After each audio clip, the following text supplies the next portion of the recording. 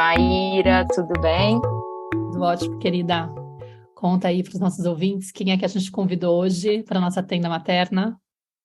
Então, Mar, hoje quem está aqui com a gente é uma pessoa muito especial que eu acompanhei de pertinho durante todo esse ano. Ano passado também tive com ela. É a Bruna Garrosino, que é uma mãe solo, mãe do Natan, de 7 anos, é educadora parental, certificada pela Escola da Educação Positiva, trabalha tanto com a infância quanto com a adolescência, com pais de crianças, com pais de adolescentes. Ela é especialista em sono com ênfase em apego seguro, também pela Escola da Educação Positiva e 8 horas, e tem especializado, né, se especializou em tecnologias digitais na infância e na adolescência pela Universidade de Caxias do Sul. E tem também uma pós-graduação em dependências tecnológicas. Então, hoje, vocês podem imaginar aí pelo currículo da Bruna. A Bruna também participou de um grupo terapêutico comigo, participou das mentorias com a Maíra, né? A Bruna está muito próxima de nós e tem desenvolvido um trabalho muito bonito com pais, trazendo consciência e lucidez a respeito do uso de telas das crianças e do adolescente. E é justamente sobre esse tema que a gente vai falar hoje aqui na nossa tenda materna. Então, seja muito bem-vinda, Bruna. É um prazer te receber aqui na nossa tenda. E eu queria começar essa conversa com você contando um pouquinho como que surgiu esse interesse pelas telas, como que a educação parental, né, foi chegando na sua vida e como que você foi se especializando nesse trabalho com telas.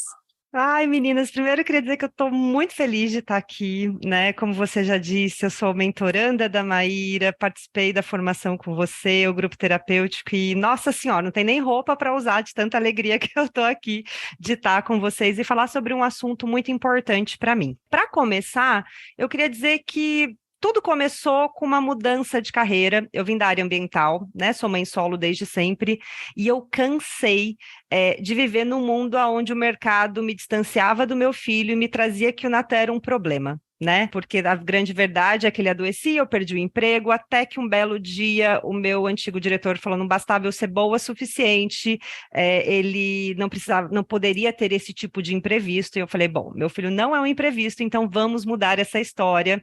E do luto, né, daquela dor, eu realmente encontrei o meu propósito, que é a educação parental. Já era um assunto que eu tinha muito interesse em tentar ser uma mãe melhor e mais consciente para o Natan e me empoderar do meu papel como mãe, principalmente por ser solo. E daí, quando eu comecei a estudar, eu me deparei com uma informação que foi muito dolorosa para mim, que foi um belo dia eu descobri que o uso de telas para criança de uma forma irrestrita, como eu cresci tendo a tela ligada o tempo todo, não faz bem para a criança. E daí, quando eu fui lá ver a recomendação da Sociedade Brasileira de Pediatria, eu fiquei bem chocada, porque existe uma recomendação de não exposição de telas para crianças até 2 anos. E eu falei: misericórdia, o Natan praticamente, desde que nasceu, ficou o dia inteiro grudadinho na frente da tela, né, gente? Galinha pintadinha, aquela coisa fofinha, musiquinhas da nossa infância. Ai, que bonitinho, vai fazer mal? Achei que não fazia mal, e o Natan cresceu nesse cenário. E quando eu comecei a ter consciência o quanto era nocivo para ele, seja em vários aspectos, né, mas na parte física, motora, cognitiva e principalmente emocional, né, o que essa tela estava preenchendo no lugar do Natan. Né? Daí que eu falei: meu Deus, eu preciso mudar. E vindo já dessa educação positiva, eu falei: não dá para a gente fazer de uma forma diferente, a não ser que seja feita de uma forma amorosa, respeitosa, empática, porque quem entregou as telas para o Natan fui eu. Então não bastaria eu simplesmente tirar de qualquer forma, né? Então, sei lá, ele assistia num final de semana, sei lá, 7 horas de desenho num dia todo, e daí de um belo dia eu falo: não, ele tem 5 anos, 5 para 6, ele vai ficar 1 hora de tela por dia e ele que lute com isso. E daí que eu comecei verdadeiramente juntar o que eu fui estudando sobre tecnologias digitais na infância e adolescência e com tudo que eu vim aprendendo nas minhas formações de educação parental, em especial da escola, né? né, para a gente poder verdadeiramente mudar esse cenário, e hoje é lindo de ver a transformação que eu consegui trazer dentro da minha casa, né? Então, é um processo recente, com um pouco mais de 1 ano e meio, né? O Natan, na época, estava de 5 para quase 6 anos, né? Então, exatamente 1 ano e meio foi quando eu tive esse despertar para a questão da tela e eu comecei a mudar, e é gratificante ver hoje esse uso saudável e equilibrado. Que lindo, querida. Bom, de tudo, que alegria ter você aqui, é muito gostoso, porque a gente fez muitas trocas durante os 2 grupos que você participou da mentoria, e durante a formação também da educação positiva, e foi uma alegria também ter você fazendo uma aula sobre esse tema, né, sobre telas e filhos, como encontrar um equilíbrio na relação entre eles, para a mentoria também. Então, super bom te ter aqui, muito gostoso te ouvir. E aí, assim, eu queria começar falando sobre a realidade que a gente tem hoje em dia, né? Nós somos uma geração de pais, talvez a primeira geração, né? Acho que considerando a idade que é dos nossos filhos, que tem filhos que já nasceram conectados, né? Que já estão aí com os pais usando o telefone, celular para cima e para baixo. Quando eu tento explicar para a Nara que o mundo analógico, né? Na minha época não tinha celular. Ela ficou olhando com uma cara, tipo, como assim, né? Tipo, imagina que as crianças tenham muita dificuldade de imaginar como que era. Assim como a gente tinha dificuldade de imaginar a vida sem televisão, eles não conseguem imaginar a vida sem o celular, sem rede social, sem internet, sem computador. O que é isso, né? Uma coisa muito esquisita. Então, acaba que a gente não tem referência. Muitos de nós realmente acabamos apelando para as telas para poder suprir esse pedido de atenção da criança, porque é uma solução rápida, né, que traz esse prazer momentâneo, essa compensação momentânea. E as crianças, elas aprenderam muito rápido, os nossos filhos aprenderam muito rápido que se eles recusassem outras alternativas, quando a gente tentava falar, não, hoje eu estou disponível, vou levar para passear. Ai, não quero. Ai, vamos fazer não sei o que lá, não quero, não quero, não quero. E, se a gente tem um perfil um pouquinho mais codependente, como eu, que não consegue ver uma criança em sofrimento, entre aspas, né? Tipo, que tá lá chorando, que tá reclamando e tal, a gente quer agradar, não quer se sentir rejeitado, facilmente a gente acaba cedendo. Então, sim, a gente acabou colocando eles nesse lugar, né? Então, o que eu sinto é que, sem querer, a gente viciou os nossos filhos com o uso das telas, né? Deixou a coisa muito solta. E talvez a gente pudesse explicar para quem está ouvindo a gente por que causa essa dependência, né? Por que causa esse vício? De onde que vem isso? Para que a gente possa também ter essa empatia na hora de olhar para a situação e falar assim, bom, agora que eu preciso talvez lidar com isso e diminuir o uso, eu tenho que me colocar no lugar dessa criança ou desse adolescente e entender a minha responsabilidade nisso e entender o que ele está vivendo hoje, por que ele pede tanto, né? Da onde que vem esse pedido? Sim, uma coisa, sabe, meninas, que eu acho que é um fator principal hoje da nossa sociedade como um todo, é o nosso próprio desconhecimento, né? Primeiro de tudo, eu gosto de dizer, eu fui a pessoa do desconhecimento, né? Com faculdade, pós-graduação, lendo, mas eu não tinha acesso à informação do quanto era nocivo, porque nós crescemos tendo esse acesso. E o que acontece, né? Como você mesmo disse, é muito mais fácil, muitas vezes, para a gente colocar os nossos filhos na tela, para a gente poder fazer determinadas atividades, para a gente ter mais facilidade nas nossas demandas, para a gente ter menos trabalho. E o que a tela faz para a criança? A tela entrega para a criança o que ela não tem de nós.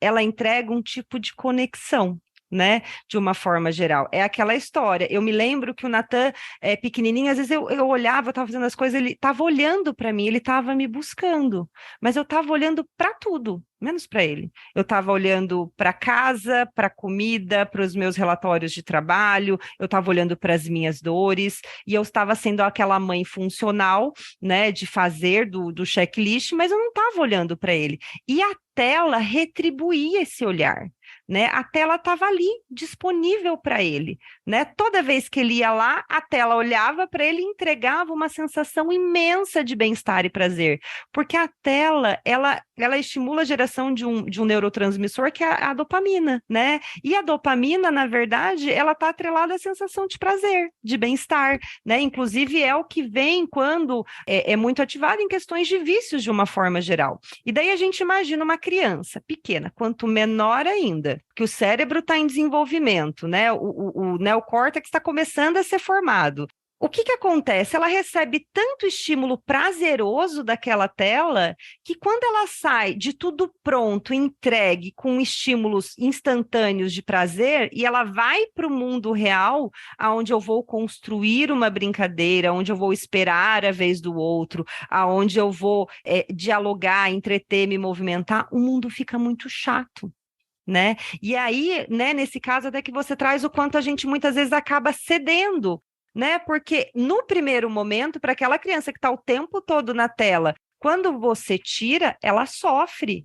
Né? Não é uma manha, não é uma birra, é uma explosão emocional, é uma dor, é um descontentamento, é um desconforto muito grande para ela. E daí, mais uma vez, é o nosso papel de entender o que a gente está tirando dela. A gente está tirando uma fonte de prazer. E para eu pensar em tirar uma fonte de prazer, eu preciso preencher isso com outra coisa. E a gente vai preenchendo isso através do nosso relacionamento, dessa empatia, da gente ir aos poucos, né, adentrando no universo, né, dessa criança, para que, conforme eu vá tirando essa tela, eu vá diminuindo o uso dessa tela, a criança vai começar a se reconectar com o aqui e agora, né? Que eu acho que a maior perda que nós hoje temos com o uso de telas, seja as nossas crianças, os adolescentes e nós adultos, é a gente querer tudo no tempo. A gente não tem mais paciência para as coisas acontecerem naturalmente, né? E a criança,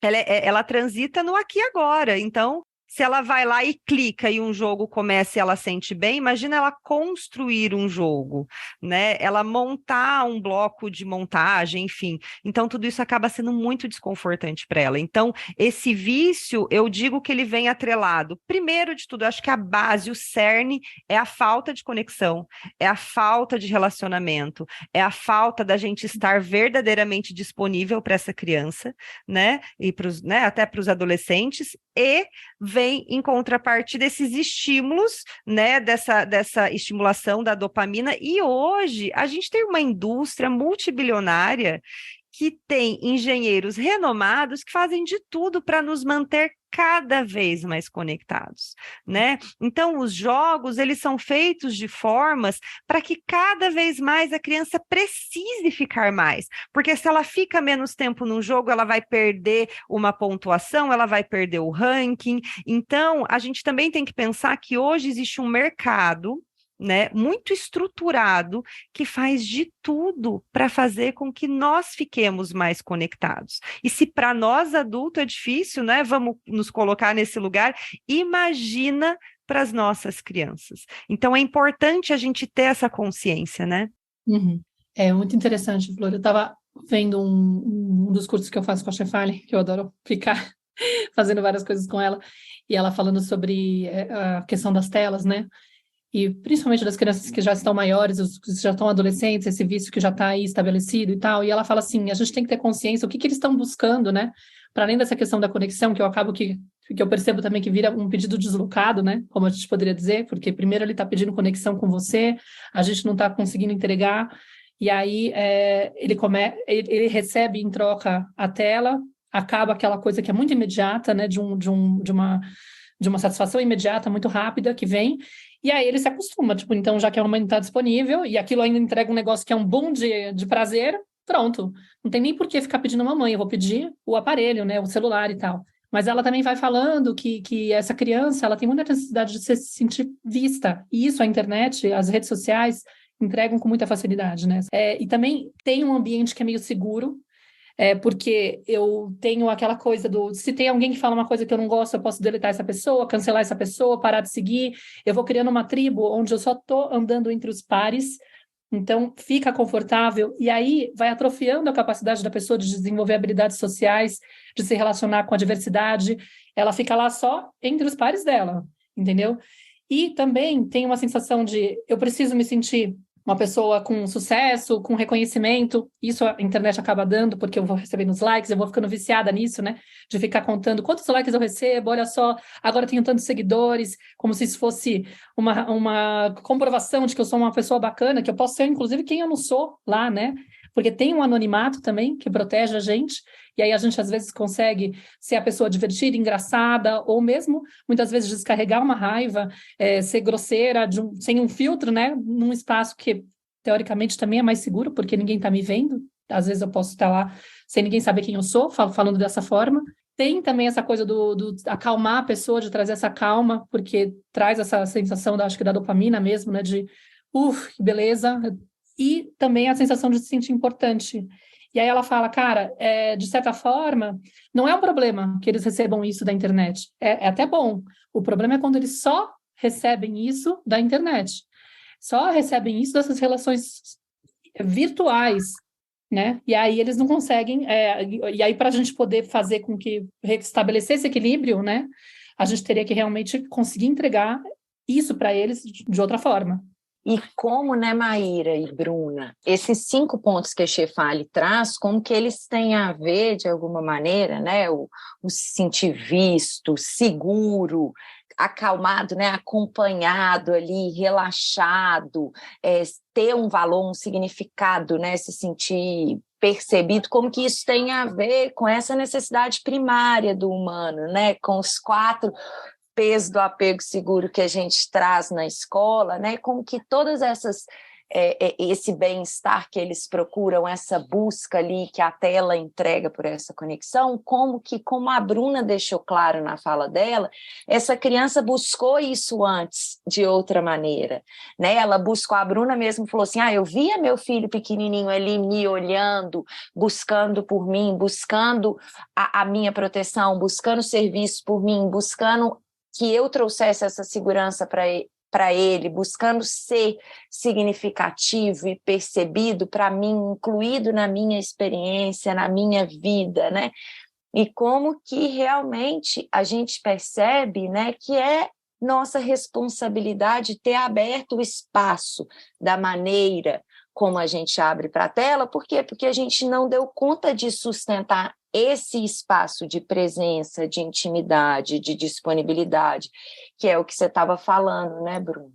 Então, eu sinto que esses pontos da Chefali, eles só vêm para reforçar o que você falou, assim, e mostrar para a gente mesmo, né, o quanto que a questão, o desafio, o problema não é a tela em si, né, mas o que a necessidade, o que ela, de certa forma, está entregando e que talvez está faltando na relação, no dia a dia, no encontro, na presença, e que vai trazer todas essas consequências aí que, de alguma maneira, a gente está nomeando, e você trouxe, né, Bruna? Assim, essa incapacidade de ficar e de tolerar os ritmos, a vida como ela é, as frustrações, o aqui e agora, né? Porque ali na tela eu tenho tudo isso de uma forma rápida, automática, né? Uma falsa sensação ali de segurança, de conexão profunda, e como que isso tá preenchendo um lugar que na vida real, muitas vezes, esses adultos a gente tem dificuldade de sustentar, né? Na nossa própria experiência, nas nossas relações, e aí a gente reproduz isso na nossa relação com as crianças. Isso que você trouxe, sabe, Clarissa e Maíra, né, sobre essas necessidades que estão por trás da tela, né, o que a tela está entregando para essa criança, para adolescente, e daí a gente fazendo aquele adendo do apego seguro, é muito interessante, porque a tela não promove nenhum pilar do apego seguro, né? Que é a proteção. Aquela criança não está protegida na tela. Quando a gente para pensar que são mais de 5 bilhões de pessoas conectadas à internet, por mais que eu use qualquer filtro parental, que eu configure o meu dispositivo da melhor forma possível, isso não garante que aquela criança, que aquele jovem não esteja exposto a uma série de conteúdos impróprios. Gente, é assustadora a quantidade de crianças da idade do meu filho, que eu atendo as famílias, que têm acesso à pornografia. Tiveram acesso à pornografia, né? Então, a gente não tem a proteção, a gente não tem a proximidade, porque normalmente nós pais entregamos a tela para a gente ter paz, para fazer as nossas coisas. É difícil a gente falar assim, por exemplo, eu, Bruna, é muito difícil eu pensar antigamente, não, o Natan vai assistir um desenho, eu vou sentar com ele, estaremos juntos assistindo esse desenho. Não, o momento que a tela entrava para ele era para me facilitar a vida, né? Para eu poder descansar, para eu poder trabalhar, para eu poder arrumar casa, sei lá, para qual motivo era, né? Então eu já tiro a proximidade. A gente não tem uma previsibilidade na maioria das vezes, né? Porque muitas vezes a gente coloca a tela lá, a gente ensina a criança, a gente entrega e a gente não traz uma previsibilidade para ela sobre o tempo que ela vai assistir. E daí a gente tem que tomar cuidado, porque conforme a criança vai crescendo, a sinalização do tempo é muito diferente, né? Então, para uma criança pequenininha, ela vai assistir um determinado conteúdo, por exemplo, sei lá, o Show da Luna, né, que é um desenho que eu acho uma gracinha. Então, de repente, um episódio tem 10 minutos. Então, eu tenho que trazer uma previsibilidade para aquela criança de dizer, filho, olha, hoje você vai assistir agora 2 episódios do Show da Luna, e eu vou acompanhando, nomeando, demonstrando o tempo que vai durar, e quando esse período acabar, é óbvio que a criança vai sentir desconforto, é óbvio que ela vai sentir um mal-estar, e eu tenho que manter a minha presença amorosa ali, e entender que faz parte do jogo. E por último, que é algo tão importante, né, gente, para a primeira infância em especial, que a gente não promove o play do apego seguro, brincar, né? E o quanto brincar vem de um lugar da criança elaborar a realidade dela, o ambiente que ela vive. Quando o Natan tinha essa realidade de ficar horas na tela, que, nossa senhora, dá até o coração quando a gente lembra disso, o que acontecia? Ele brincava muito pouco, porque era justamente assim, ele não tinha paciência, não tinha vontade, ele não tinha ânimo para brincar, para explorar, né? E conforme aos poucos a tela foi saindo, né? Eu fui entrando e nós fomos construindo juntos, porque a frase que é muito comum é assim, meu Deus, mamãe, mas o que eu vou fazer agora? Eles vão perguntar 357 milhões de vezes por dia o que vai fazer. E daí eu sempre falo nos atendimentos, vamos usar a internet ao nosso favor, vamos jogar no Google, tem tantos perfis legais que nos norteiam para brincar com faixas etárias diferentes, se eu tenho recurso, se eu não tenho, para brincar na natureza, para brincar dentro de casa, para brincar no carro, num deslocamento, né? Eu viajo para visitar minha mãe, são em média 8 horas de viagem. Nós viajamos 8 horas de viagem sem telas. É possível, mas isso é construído. Lembrando que eu sou adulta e eu que tenho que promover esse novo repertório, essa nova construção de um hábito de uma forma segura e saudável. Porque se eu saio do lugar da imposição, não pode mais, você agora vai ter que brincar e eu não me coloco disponível, eu só estou aumentando o sofrimento dessa criança, né? E daí, esse desejo deslocado que a tela preenche, ele vai procurar em outros lugares. E o intuito, né, de quem está aqui é justamente a gente criar novas possibilidades, novos repertórios, para que verdadeiramente essa criança tenha um uso saudável. A Clarissa não, a Maíra me apresentou na mentoria dela, a Ivone Laborda. Gente, eu adoro ela. E ela fala muito sobre telas também, né? E ela fala claramente assim, gente, o problema não é a tela. A gente tem que sair daquele lugar de tempo de uso fechado cartesiano, porque a sociedade diz que a idade, né, de, sei lá, de 6 a 10 anos é 2 horas por dia, meu Deus, cronômetro, tem que dar, não pode. Não é sobre isso, mas é entender qual papel que aquela tela está preenchendo na vida daquela criança, daquele jovem. Ela está entrando no lugar de refúgio, ela está entrando num lugar de anestesiar o que se sente, porque este é o problema. E para a gente construir que ela não seja um lugar de refúgio, que ela não seja um lugar de anestesiamento, eu vou mudar isso como?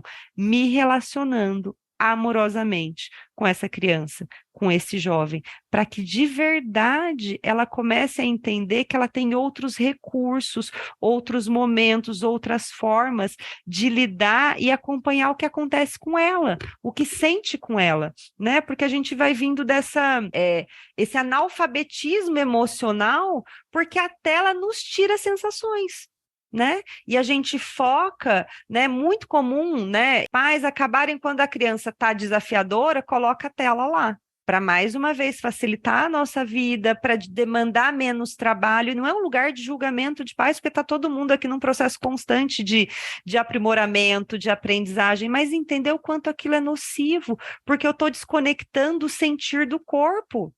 Né? E daí essa criança vai se tornar um adolescente, como vocês já abordaram aqui, com tantos vazios emocionais, que muitas vezes vai para caminhos muito dolorosos, muito sofridos, de automutilação, de ação suicida, não se relaciona, não sabe se relacionar, porque ela foi entregue o tempo todo uma tela para distrair.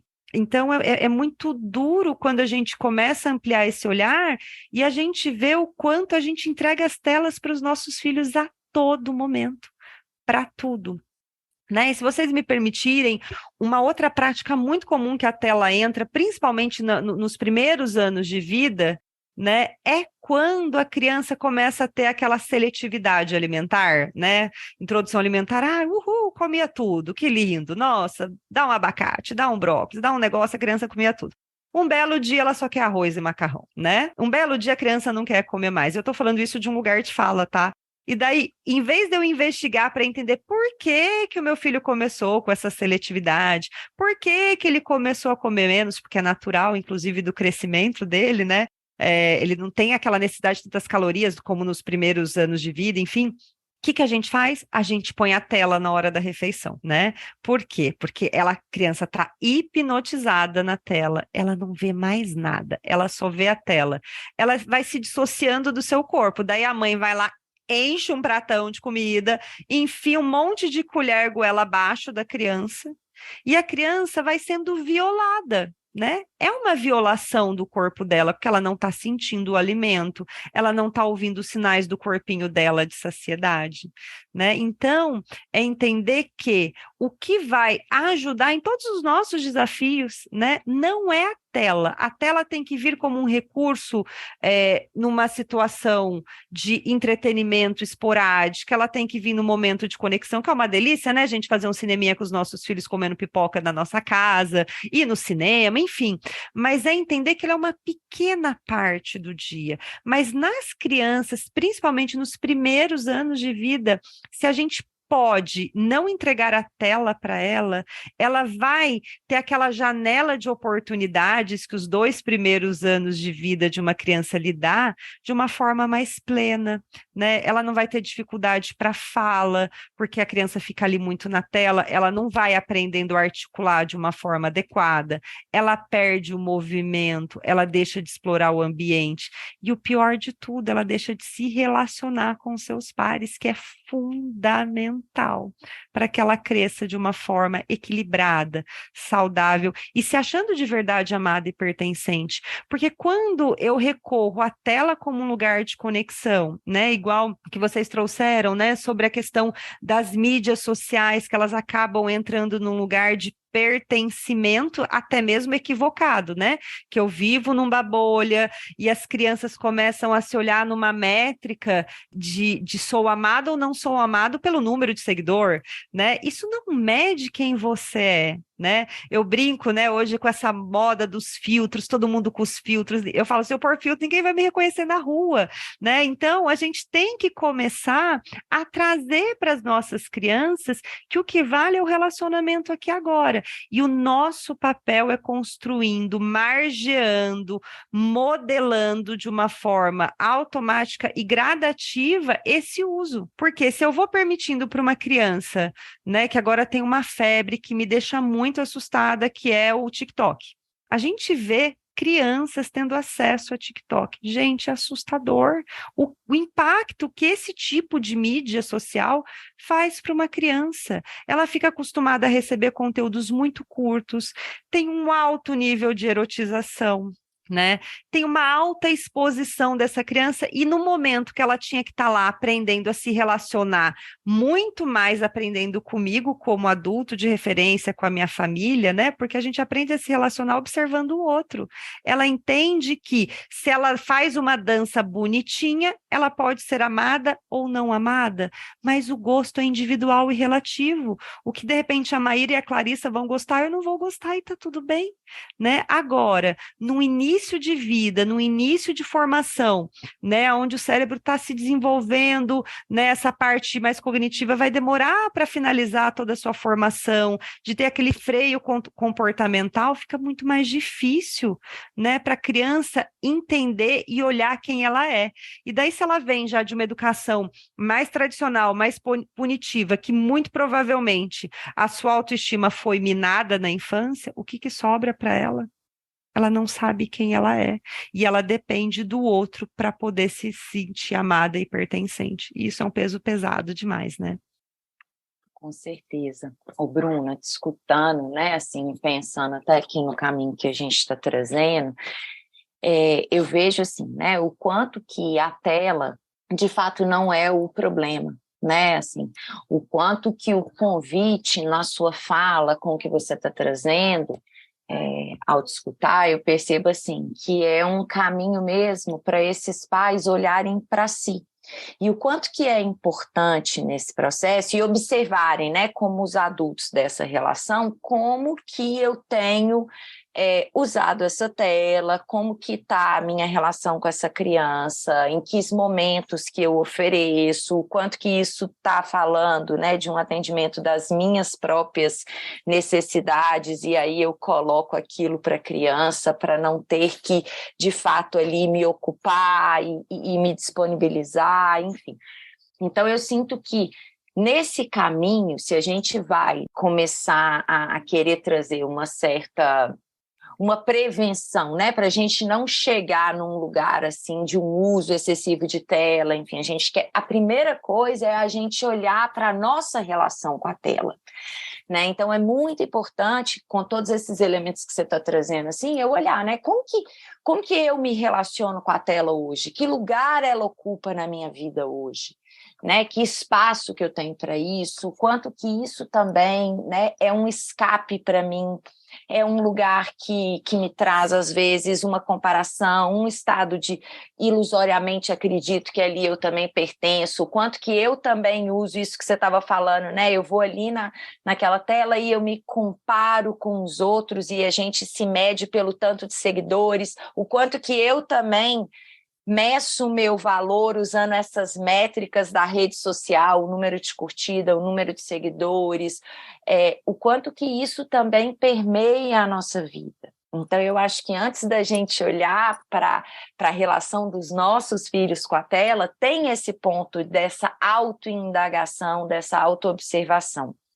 E aí, como adulto, achei muito interessante que você trouxe, né, e cuidadores de criança, né, pais de criança, é importante a gente entender, assim, que eu não vou ficar só buscando padrões e referenciais externos, mas eu vou olhar para essa relação. Em que momentos que isso vai ser oferecido aqui nessa casa? Né? Em que lugar que essas telas, elas se encontram? Né? Quais são os outros recursos que a gente tem também? Que momentos que eu vou conseguir estar de verdade e acompanhar e oferecer para essa criança, né, a conexão que ela necessita, a presença, a disponibilidade, a relação genuína com o movimento, com a natureza, com as pessoas, comigo principalmente. Né? Então, eu sinto que dentro de um caminho de prevenção desse excesso, né, desse uso desenfreado, desse uso irrestrito, da possibilidade de se tornar um vício e entrar num lugar ali de muito sofrimento para esse adolescente, para esse adulto, né, além desse processo de autoindagação, o que mais, Bruna, que você poderia trazer como questões para a gente ficar atenta, para a gente ir prevenindo, né? Assim, essa busca desse autoconhecimento, desse tipo de informação, às vezes até um processo com algum educador parental. O que você vê como caminhos para prevenir esse uso irrestrito? Que tipo de informação, de caminhos que esses pais precisam de buscar? Legal. Isso que você trouxe, né, dessa autoindagação, eu acho que é um dos primeiros pontos que a gente tem que trabalhar com os pais, né? A gente tem formas de construir isso de uma forma natural, né? Mas se realmente é algo muito desafiador, que você não sabe como conduzir, procure uma ajuda profissional para a gente realmente poder destrinchar e começar a pensar assim. Antes dessa autoobservação, é pensar assim: por que que é tão difícil eu estar disponível emocionalmente para os nossos filhos? Né? Porque não adianta, eu brinco, né? Não adianta a gente se empoderar de teorias e técnicas, né? E a gente dá passo a passo, né? Inclusive a escola trabalha lindamente que assim, não existem ferramentas, né? Vão existir caminhos, reflexões e relacionamentos. Então, primeiro de tudo é pensar assim, gente, por que que é tão difícil para mim ficar com meu filho? Né? E vou responder por mim. Por que que para Bruna, mãe solo, era tão difícil ficar lá me relacionando com o Natan desde bebezinho, sem precisar recorrer à tela? Porque fala da minha história, fala da minha infância, fala da indisponibilidade emocional do ambiente no qual eu fui criado. Porque a gente veio desse lugar de muitos pais funcionais que fazem, né? Leva para a escola, faz a comida, troca a roupa, leva no clube, faz passeio, mas o mais importante, que é relacionar, estar junto, não era comum, né? A gente veio de um lugar de uma invisibilidade muito grande. E quando eu me torno mãe, né? Eu tenho essa linda oportunidade de renascimento, né? Que eu começo a acessar as minhas sombras, dói, né? Então eu preciso primeiro nesse processo além de observar o meu uso, que é fundamental, é refletir sobre a minha história. Por que que é tão difícil estar com meu filho? Por que que eu uso hoje a tela como babá eletrônica? Porque era. Daí a gente pode dizer, ai, Bruna, mas o filho demanda trabalho, e como que eu vou fazer as coisas? Daí a gente começa a dizer que quando a gente começa a ampliar o olhar, a gente começa a ver que tem recurso para tudo. Né? Ah, mas como que eu vou lavar o banheiro? Ai, gente, criança adora brincar com água, né? Ai, mas eu vou usar um produto químico. Gente, tem produtos veganos que não fazem mal nenhum para a saúde, sabe? Né? Você pode lavar e depois você passa um produto ali quando a criança estiver brincando, fazendo uma outra atividade ou tiver um outro adulto, né? Então a gente começar a ver que tem caminhos, tem possibilidades, mas o que nos mantém deixando eles na tela no primeiro momento é a nossa dificuldade de nos manter presentes com eles. Isso é um fato, né? A autoobservação é fundamental. Tem uma pesquisa recente, que eu não vou me lembrar, eu acho que foi do ano passado, que foi feita uma análise aqui no Brasil. O brasileiro fica em média 10 horas e 19 minutos na tela por dia, com acesso à internet. 10 horas e 19 minutos por dia. Gente, é muita coisa. Em um ano são 3 meses, né? E daí, aonde as coitadinhas das crianças estão? Estão sendo invisibilizadas. Daí tem uma outra pesquisa, até um pouco antiga, do programa Dedica do Paraná, de 2016, que na enquete ali com as crianças e jovens, 83% das crianças disseram se sentirem trocados pelas telas. Né? Então é muito mais sobre nós, porque quando eu acordei e comecei a refletir da minha história, minha dificuldade de me relacionar, refletir o meu uso, gente, eu não preciso maratonar série, eu nem assisto mais série, gente, porque não dá. Né, mas são escolhas conscientes, né? Igual a Maíra trouxe, né, um exemplo, o Natan falava muito para mim assim, mas mamãe, você disse que eu ficar muito tempo na tela vai fazer mal para minha saúde, para o meu corpinho, para o meu cérebro, mas você fica direto na tela.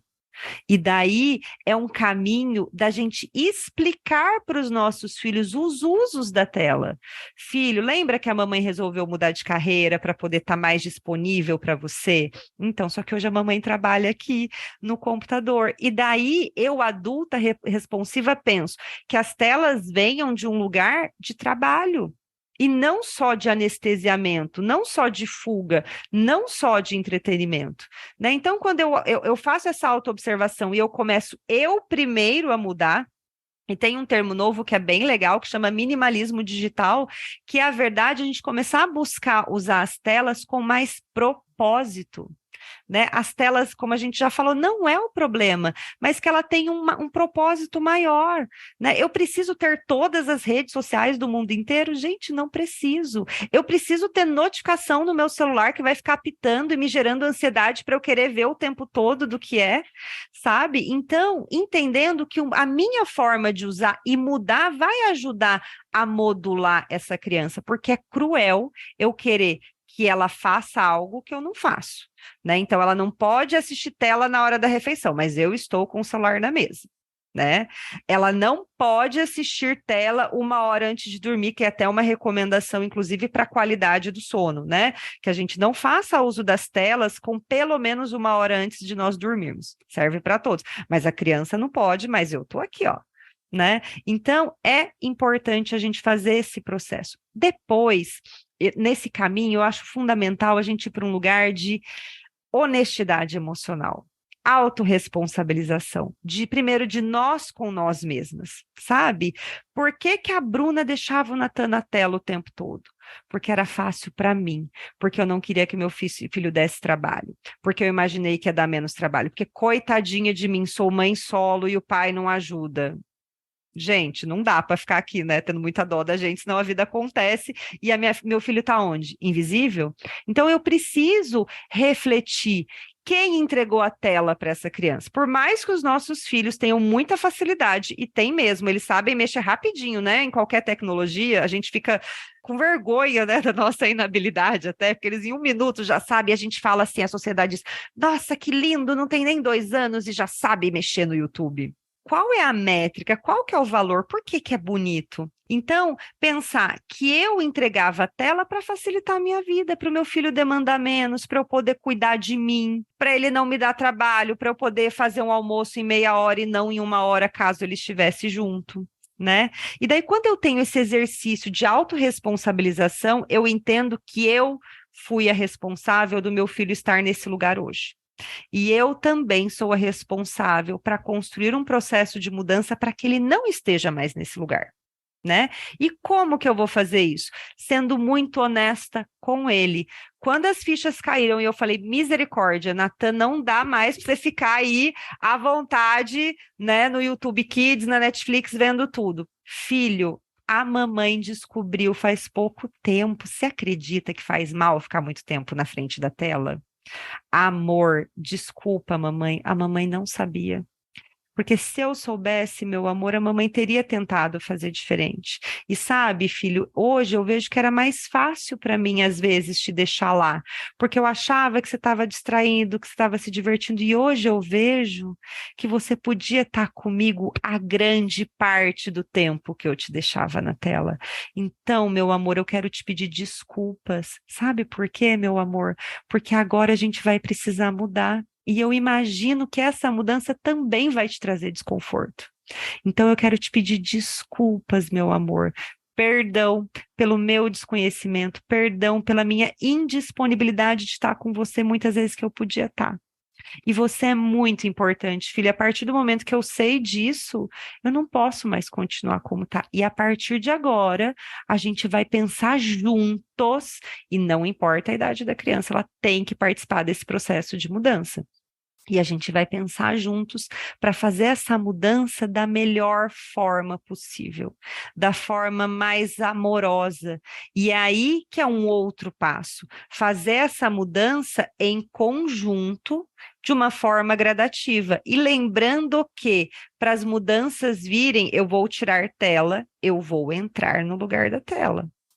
Né? Então, por exemplo, eu fui diminuindo, né? Vamos imaginar um cenário num final de semana, às vezes o Natan ficava 7 horas na tela, num final de semana que às vezes a gente não fosse sair, fazer algum passeio. Gente, eu não posso fazer ele sair de 7 para 3 horas, é muita coisa.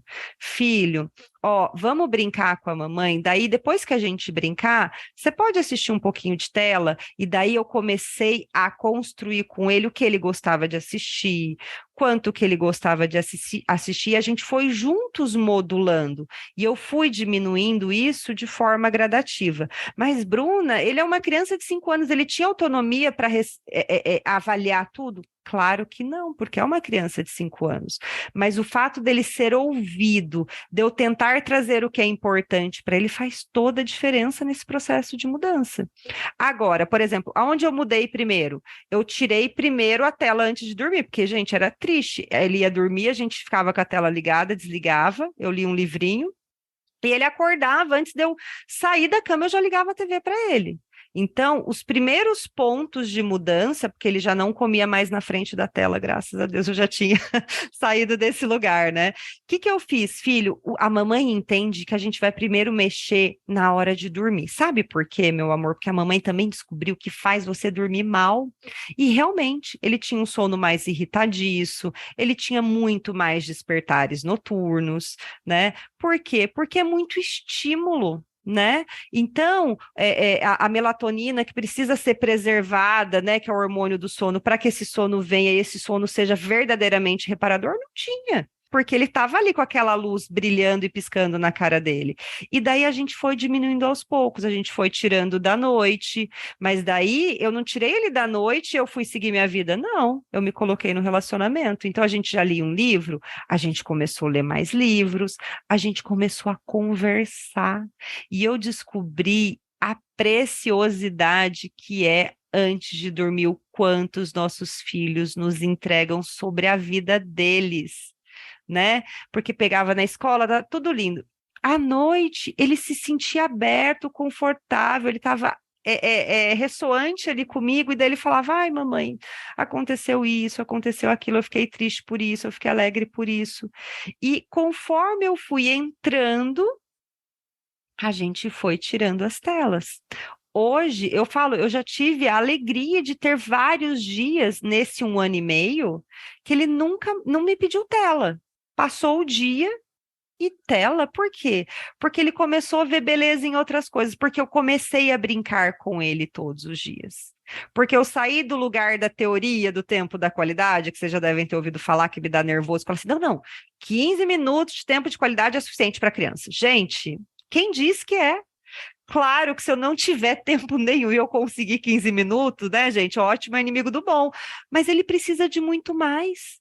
O meu filho me convida o dia inteiro para brincar. O dia inteiro, né? E daí o que eu vou fazer? Porque eu não quero que ele fique na tela o dia todo. Eu vou tentar me organizar para ter momentos picadinhos da minha presença com ele. E daí eu olho no olho dele, eu abraço e falo, filho, agora a mamãe vai precisar trabalhar. Né? Agora a mamãe vai precisar entrar num atendimento. Você quer brincar aqui perto da mamãe? Daí, mais uma vez, eu sou adulta. Eu vou ajudar ele a criar o repertório, né? Então, eu vou... eu brinco, né? A gente gasta fortunas hoje em papelaria, né? Porque eu compro canetinha, papel, carimbo, daí eu vou lá nos sites e vou pesquisando experiências, formas de brincar diferente, e tudo isso nutre ele. E o Natan, que era uma criança que adorava ficar na tela, queria muito ter um videogame, hoje ele faz os jogos dele. Né? A gente vai no supermercado, a gente volta com 35 mil caixas de papelão, a gente parece até da reciclagem, e ele faz o Pac-Man, né? A gente faz juntos, a gente recorta, cola com a cola quente, daí com a massinha a gente faz os bichinhos, sabe? Daí ele pega o sulfite. Gente, meu filho adorou, um presente que ele ganhou esse ano, que ele mais amou, foi aquele negócio de pôr durex, sabe? Aquele suportezinho, assim, ó. Gente, ele faz os videogames dele, eu tenho uma mesa grande, ele vai lá e cola um monte de papel, ele faz as fases dos jogos dele. Então, eu fui apresentando o repertório, eu fui entrando e fui mostrando novas possibilidades. Então, hoje a tela é uma parte da vida dele, que muitas vezes ele não quer, porque tá tão legal, tá tão divertido a gente fazer um monte de coisa, né? E é onde a gente entende que é o nosso papel fazer essa mudança. Daí, meninas, um outro problema crítico eu mudei. Natan não usa mais tela à vontade, só que ele está inserido numa sociedade onde a grande maioria das crianças usam tela. Né? A gente foi para a praia semana passada e, gente, na praia, um calor do cão e crianças usando tela na praia. Mas por quê? Porque tá todo mundo lá. Então, que a gente possa transformar isso de uma forma de espelhar e ajudar outras famílias a mudarem também, né?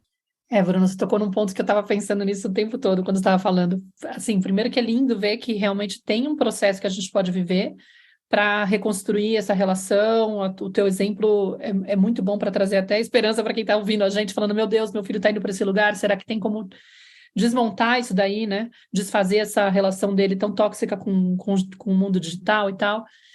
E que bom saber que tem essa possibilidade, né? Mas, de fato, a gente vive numa cultura da era digital, onde existe um uso muito displicente, assim, né? Sem consciência mesmo, do digital. Às vezes eu moro num condomínio que tem uns 400 apartamentos, mais ou menos, sei lá, é muita coisa, né? Muita gente, deve ter umas 1.000 pessoas, pelo menos, morando aqui, e tem um restaurante. E às vezes, quando eu tô saturada, assim, de falar, nossa, a Nara tá muito tempo dentro de casa, vamos descer pro restaurante, vamos lá, porque aí ela encontra os amiguinhos, sai correndo, sai brincando. Mas volta e meia, eu chego lá e as crianças estão em volta de um telefone celular que um pai cedeu, porque não quis ouvir a encheção de saco, aquela coisa da criança ficar lá insistindo, não quer lidar, quer ter conversa de adulto, não quer encheção de saco, então, tipo, pega o telefone e às vezes nem estabelece um limite. E aí me dá um nervoso, porque como é que eu vou arrancar a menina do convívio com os amigos, entendeu? Se estão todos lá fazendo aquilo, tipo, ela tá indo lá para poder ver eles e eles estão fazendo justamente aquilo, e eu também não posso chegar para o adulto e falar, por favor, tira o celular do teu filho, pelo amor de Deus, que eles vieram aqui para poder socializar entre eles. E conforme as idades vão crescendo, você vai vendo que os adolescentes, os mais velhos, mais ainda, eles estão em grupo, cada um com o seu telefone, e dá um nervoso aquilo, você fala, gente do céu, que geração é essa? Então, assim, dá um desespero, porque sim, a gente percebe que dentro de casa tem muito que a gente pode fazer, né? De estabelecer esses limites, de criar uma relação, de se entregar mais, de escutar esse convite para se ouvir e entender a própria relação com o mundo digital, ver o quanto a gente também não cai nesse vício de estar recorrendo o tempo todo a essa dopamina que a rede social traz, né? Essa satisfação que ela traz, em primeiro lugar, essa sensação de reconhecimento, todos esses pontos que a Chefali colocou para a criança, para o adulto também servem. Né? A gente também quer se sentir pertencente. Eu vejo que, por exemplo, eu tenho o desafio de trabalhar com redes sociais, ser expatriada, ter a família, muitas vezes passar muito tempo sozinha, e a companhia que eu tenho é o mundo virtual. Então, isso também atrofia, isso acomoda a pessoa. Muitas vezes, assim, é mais cômodo estar em casa, nesse ambiente. Assim, por mais que você fale, não é um ambiente protegido, não traz, assim, você falou que não é nem não é protegido, mas, por um outro lado, dá uma sensação de proteção, porque é isso, eu estou com as pessoas que gostam de mim, né? É diferente de lá fora, que vai saber o que vai acontecer. Se tem alguém que me tratar mal, eu cancelo essa pessoa. Então, tem essa proteção falsa, né? Mas, enfim, é uma sensação de proteção e é uma sensação de pertencimento, que também não é real, não tô lá vendo a pessoa, inclusive, tipo, né, vi a Clarice uma vez na vida, né, presencialmente, né, Flor? E a gente está 5 anos aí já com podcast e tal, você eu não conheço pessoalmente, eu tenho muitos amigos que são virtuais, que muitas vezes me trazem muito mais sensação de aconchego, de amizade, de carinho, e que me conhecem muito melhor do que muitos amigos que estão aqui na presença física. Então, às vezes, me dá preguiça o movimento da vida real, entendeu? De fato, eu me reconheço completamente nesse lugar cômodo de, para que lidar com a vida lá fora, se aqui está tão fácil, e aqui eu tenho acesso a tudo, entre aspas, né? Enfim, tem esse desafio. E aí o que eu vejo é que para muitos pais, talvez olhar a sua fala e falar assim, mas isso é porque o Natan tinha 5 anos, dá para você interferir. Mas a partir de uma certa idade, começa a ficar muito complicado a gente tentar restabelecer esse equilíbrio com a criança, quando a coisa já está, com o adolescente, né?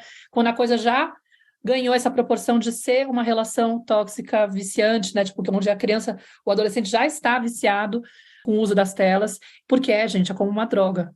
É como se fosse realmente algo que a Chefali chama assim, é um câncer emocional.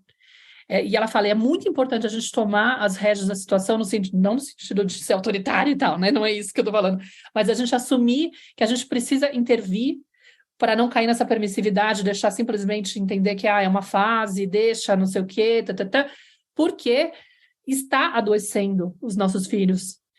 Adoeceu adoece a gente, né? A gente está afetado, a gente muitas vezes está nesse lugar de se anestesiar, e de buscar compensações pelos nossos vazios através das telas, e eles também estão entrando nesse lugar e adquirindo muitos comportamentos que são preocupantes. Então, a gente teria que intervir. E aí eu imagino que o caminho para muitos pais não baste só eles tentarem dialogar. Talvez precise de uma ajuda externa, um acompanhamento profissional, para poder ter realmente uma referência, ou até para esse adolescente escutar desde uma outra pessoa, que não cria um campo de batalha em casa, mas enfim, que é algo que tem que ser feito, porque realmente está preocupante. Os nossos filhos estarem tão enganchados, como eles falam aqui, né? Enganchados, eles falam no espanhol, né? Tão presos aos dispositivos eletrônicos, né? Omar, eu vejo, né, assim, que quando essa realidade, essa problemática aí que a gente está falando, né, se ela já está mais inserida, é muito importante, né, assim, a gente considerar tudo que a gente vem falando aqui até agora, mas que a gente tem essa capacidade também de observar as nossas expectativas, assim, né, porque muitas vezes a gente vai com nesse momento, nossa, tá, tomei consciência, tô entendendo e tudo, tô conseguindo mudar aqui na minha relação com a tela, tô fazendo esse processo de observação e tudo, e agora, então, eu tenho que fazer o mesmo com o meu filho. E muitas vezes as nossas expectativas, elas vão impedir que a gente acompanhe de fato essa criança, que a gente entre de verdade, que a gente tenha atitudes extremamente, às vezes, autoritárias, agressivas, violentas, e a gente faça com que essa criança mais se afaste do que se aproxime da gente. Então, é muito importante, controladoras, né, que a gente esteja muito atento a esse processo, sim. E lembrar, né, uma coisa que me ajuda muito aqui, eu tenho o João de 14 anos, é assim, e que eu acho que foi uma coisa que a Bruna falou assim, né, primeiro que quando ela fala dessa honestidade, era uma coisa que eu queria falar aqui, não queria perder, assim, né, da gente falar para os filhos, que a gente está descobrindo, que a gente está... Uma coisa que eu falo direto com o João, eu falo assim, filho, às vezes eu falo, filho, já deu, já tem muito tempo que você está no celular e tudo, e aí eu trago isso como um medo meu, né? Eu trago dados, eu trago como pontos aí que eu sei, evidências, ele já tem condição de compreender, mas eu também trago muito assim, filho, eu tenho medo de que isso interfira nisso de você, acho que é tudo muito novo, a mamãe percebe a relação, então eu vou trazer com honestidade o que eu sei, vou trazer fatos, às vezes dependendo, né, da idade da criança, claro que esse discurso ele vai ser adequado. Eu vou trazer essa honestidade, mas é muito importante que a gente cuide das nossas expectativas, porque senão eu quero assim, eu estou pedindo desculpa, eu estou falando não sei o quê, e ele segue frustrado, e ele segue bravo, e na verdade a criança às vezes, né, eu vou precisar o quanto que eu também estou disponível para lidar com essa frustração, com o ritmo dele, com o tempo dele, que vai ser diferente do meu, né, com as consequências do que eu estabeleci lá atrás. Então, é muito, não é agora pronto, fui honesta, não sei o quê, e agora a criança, estou aplicando a educação positiva e agora a criança vai corresponder. Não, ela vai começar a se sentir cada vez mais segura para mostrar a frustração, para expressar o que ela sente, para falar com a gente que ela quer mais tempo e que ela, né, e a gente vai ter que ter essa abertura para acompanhar eles. Então, uma coisa que funciona muito aqui em casa é antes do estabelecimento de um limite, quando eu venho já querendo controlar, estabelecer um limite, principalmente com o João, que é adolescente, e fala assim, não, já deu de celular, quando eu começo por aí, a coisa ele já começa a se defender. Agora, geralmente, quando eu vou interessadamente, entro no universo dele e pergunto se eu posso, e vou descobrir o que ele está assistindo, e me interesso, e vou vendo como que funciona aquele jogo, e quem é, e o que aquela pessoa faz, e com quem que está julgando, mas vou despretensiosamente, buscando estar ali com ele, buscando... É impressionante como a via se abre, eu consigo entrar. É a mesma coisa que a Bruna falou lá da noite, né? Quando a criança está ali relaxada, entregue, já se preparando para um momento de relaxamento e de contração, como que vem naturalmente os desafios, pequenas frustrações que tiveram no dia, pequenos momentos que ele às vezes não contou e naquele momento de relaxamento isso vem, a criança se abre, são momentos preciosos, né? Agora, se ela está, né, num nível de alerta ali, de hipervigilância e tudo, como que demora para fazer essa transição e como que às vezes não vai vir aquilo, não vão vir os pedidos de ajuda, não vão vir as elaborações ali que podem acontecer junto naquele encontro, naquela conexão. Então, quando a gente fala que é sobre conexão, é sobre interesse genuíno, é sobre questionar a nossa disponibilidade, a nossa incapacidade de estar ali, de acompanhar, isso precisa de tomar uma proporção muito maior do que, de novo, essa busca por estratégias, porque se a gente entra nesse lugar, a gente vai se frustrar muito, a gente vai colocar expectativas e a gente vai acabar caindo num autoritarismo, né? Então, deixar sempre como pano de fundo, mas assim, como, nossa, peraí, como que eu me conecto? Essa é a pergunta, como que eu conecto? Como que eu me disponibilizo mais? Como que eu faço que esse ser sinta o meu amor por ele, né? Sinta o meu desejo de estar ali? Como que isso fica cada vez mais palpável? Não para mim só, mas para esse ser, né? Como que ele vai receber isso que eu tenho para oferecer?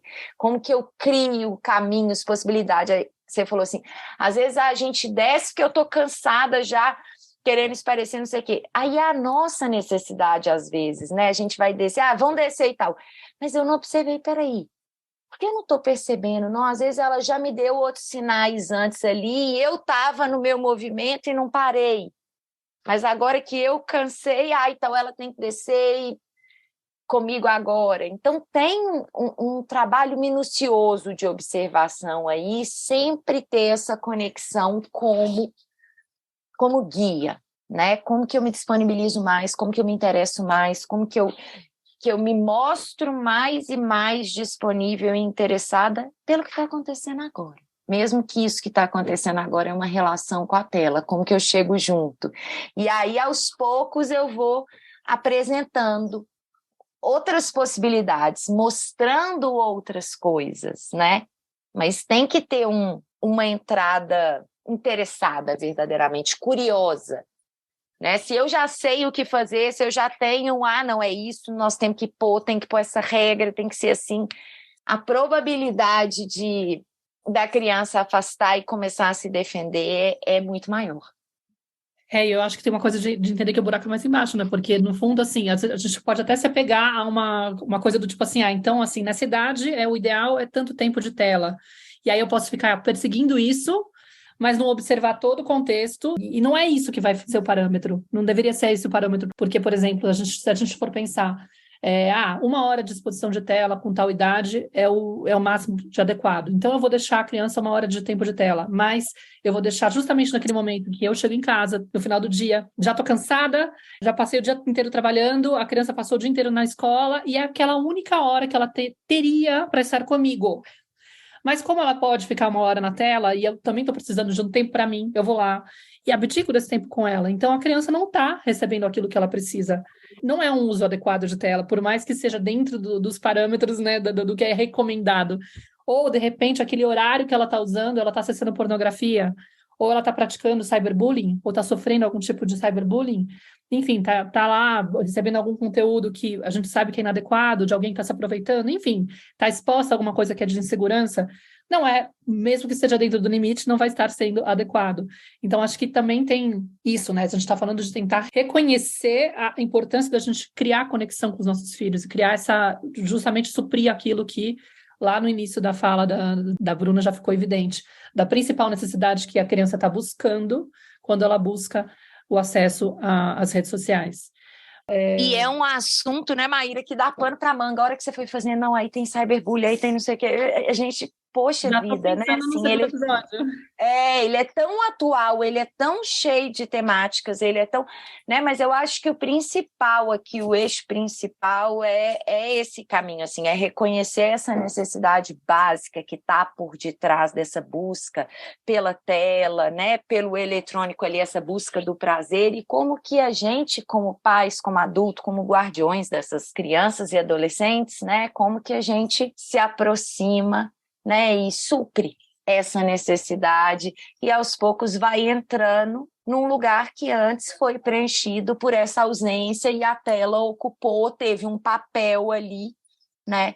Mas como que hoje com mais clareza eu vou recuperando, reconquistando com paciência, com honestidade emocional, com autoobservação, com informações preciosas, com apoio também de uma rede de educadores, de pessoas que vão me ajudar a sustentar isso também, né? Até a própria, acho que uma coisa que é importante falar aqui também, né, Maíra, assim, que você falou dessa coisa da comunidade que a gente está inserida, né? E o quanto que às vezes é importante eu questionar os espaços que eu frequento, as comunidades que eu frequento, né, os valores dessas pessoas, o estilo de peraí, isso está compatível? Né? Como que eu trago esse tema aqui? Como que eu levo isso para a reflexão desse grupo aqui entre pais e a gente juntos pode buscar soluções, né? Buscar caminhos, buscar possibilidades, o quanto que às vezes o adolescente eu vou ter que combinar, sei lá, com várias mães, ou a criança mais velha, assim, eu vou combinar com várias mães, a gente vai, e aí eles vão querer ir, a gente vai conseguir apresentar também outras possibilidades. Então, tem muitos recursos, eu acho, para a gente buscar novos caminhos.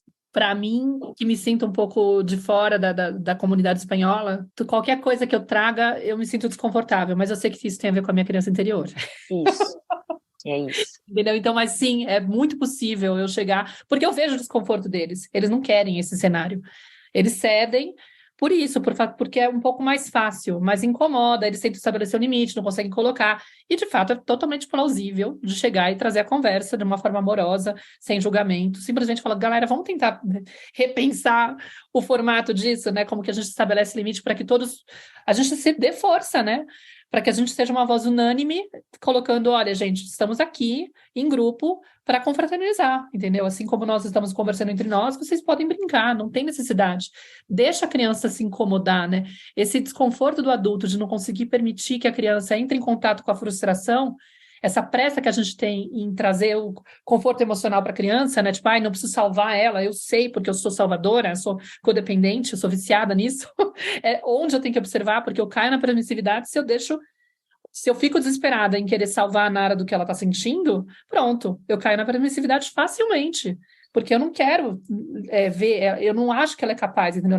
No meu inconsciente, a minha dor é projetar a minha incapacidade de lidar com a minha falta de resiliência, eu projeto nela. Eu falei, ai meu Deus, coitada, tá sofrendo, a mamãe não tá disponível para brincar e não tá dizendo não pro celular. O celular ela não tem costume comigo, né? Tá dizendo não pra televisão, coitadinha dela, não vai aguentar, não posso fazer isso com ela, entendeu? Tipo, a Salvadora tem esse problema. Não é o meu conforto, né, que eu tô buscando, eu sei. Eu estou protegendo minha filha quando eu coloco esse limite. É o contrário, entendeu? Só que aí eu vou ter que aprender a acompanhar o momento em que ela está incomodada, frustrada, porque até ela encontrar uma solução, até eu conseguir estabelecer, de repente até apoiando ela vai estar chateada, ela vai estar irritada, ela vai estar inconformada, ela vai estar injuriada, revoltada, dizendo, não, eu não quero fazer tal coisa, não, eu quero ver televisão, por que que eu não posso, por que que eu não posso, né? A gente sabe. Disso que vocês estão trazendo, né? Realmente é muito difícil a gente estar numa bolha que a gente consegue ter um uso saudável e o mundo externo não. O que eu acho que faz muita diferença de forma sutis? Tentar, obviamente, se conectar com pessoas que estejam abertas. Então, como que a gente começa, né? A melhor amiguinha da Nara, até uma construção de rede de apoio. Chama a mãe para ir lá tomar um café na sua casa, as crianças brincam. E daí, naturalmente, você está servindo um biscoitinho e tal, daí você vai lá e fala, nossa, menina da tela, tal. Né? O que a gente pode fazer? Queria tentar encontrar um equilíbrio, por exemplo, a gente tem muito caso de pré-adolescente que já estão com WhatsApp. Ai, mas Bruna, eles querem conversar com os amigos. Eu falei, por que talvez não construir com as mães desses amigos um horário comum para que todos estejam no WhatsApp, então, para que ela possa utilizar, sei lá, por 1 hora, meia hora, sem que ela tenha que ficar o dia inteiro com o WhatsApp conectado, né? Então, essa é uma forma. Ah, fui no restaurante, na área de brincar aí do condomínio, tá todas as crianças lá com o celular. O que a gente pode fazer? De repente, vou levar algumas coisas. Onde eu vou sempre uma mochilinha, uma sacolinha com materiais que possam se transformar em brincadeira. Uno, umas folhas, umas bolinhas de gude, né? Daí vai indo de acordo com a faixa etária da criança. Sempre encontra um joguinho de carteado, um joguinho de tabuleiro, né? De repente vai lá, você mesmo com os amiguinhos, fala, nossa, que legal, né? O que você tá jogando? Ah, que legal.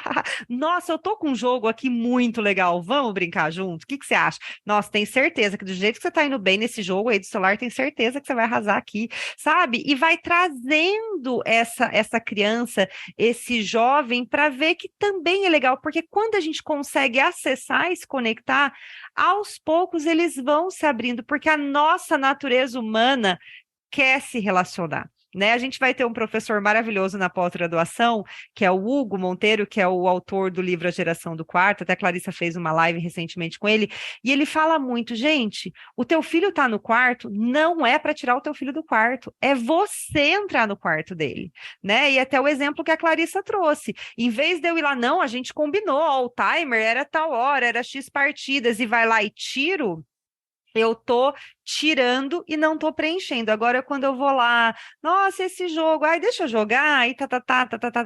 Quando você viu, ele esqueceu do jogo, né? Às vezes, Bruna, com o João é muito interessante, né? Assim, ele joga um jogo que é um jogo de super violento, assim, que eu detesto. E aí aí às vezes quando eu vou interessada e chego lá e começo a perguntar não sei o quê, daqui a pouco eu vejo que ele fica lá naquela parte, antes de começar o jogo, escolhendo a roupa do personagem, porque aí eu me interesso mais e é tão bonitinho ver assim como que ele quer a minha presença ali. E aí ele abre mão, assim, às vezes, de estar até jogando, mas para ficar, nossa, mãe, olha essa calça aqui que eu comprei, que legal. Eu falo, nossa, e esse cabelo, e não sei o quê. E aí ele vai e fica ali muito mais tempo quando eu estou com ele, nessa configuração do personagem, porque ele quer que eu fique ali, porque aquilo, ele sabe, ele vê que eu legitimamente estou interessada, porque tem umas coisas muito legais. Eu falo, nossa, que legal, parece com aquela roupa que você tem, e que legal isso, e esse bicho. E aí ele começa nessa montagem, porque é perceber, gente, como que constantemente eles querem estar em relação e eles estão nos buscando, e que quando a gente vai curiosa, interessadamente, eles vão abrindo espaço.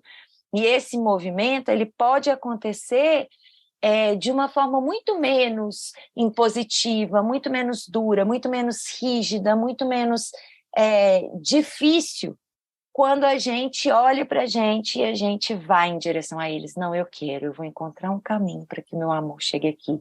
Eu vou encontrar um caminho para que eu possa tocar, para que esse espaço que antes foi preenchido por essa tela, pela minha ausência, pela minha inconsciência, ele possa ser preenchido hoje pela minha presença, pelo meu amor, pela minha vontade de estar junto, né? Que isso cada vez mais seja palpável para esse ser. Então, quando a gente tem, essa é a meta, não é tirar a tela a meta, é que ele possa sentir que eu estou ali, que eu sou confiável, que eu estou ali para protegê-lo, que eu estou ali para acompanhá-lo, que eu estou ali para entregar amor, para entregar, né, que eu sou confiança, proteção, enfim, tudo que a gente sabe que a criança necessita. Então, eu vejo esse caminho. E não sei, Bruna, se você tiver algo que você queira falar para finalizar, porque eu acho que a gente já foi construindo aqui muitos caminhos possíveis, trazendo luz aí para que cada um possa refletir e fazer o seu próprio movimento, né?